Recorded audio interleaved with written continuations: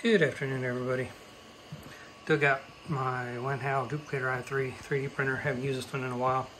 The print head was shot on it, so I 3D printed a mount for my ElkesMaker 3.5 watt laser with the control board mount. Got the TTL plugged into the PWM output of the 3D printer, and 12 volt power plugged into the other port. Right now I have it in test, that's why it's flashing. It's just a little low wattage blue dot just to line it up.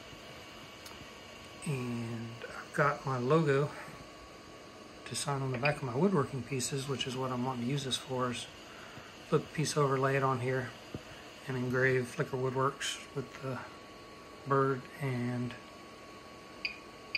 my phone number.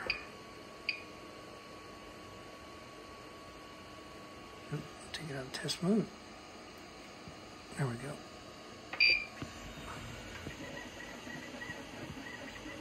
I've just got this set up. I used Inkscape to set this up, and the JTech laser extension.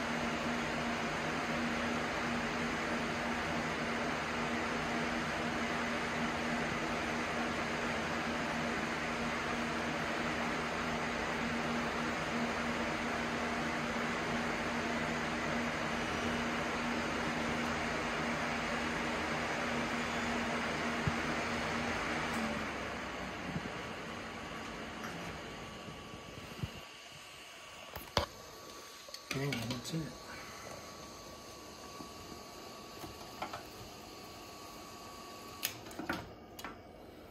Got the power on the over here, and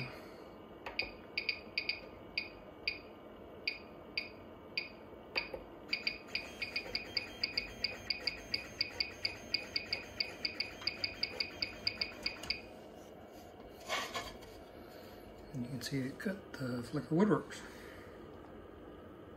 If you have any questions, just post them below. Please like and subscribe, and thank you for watching.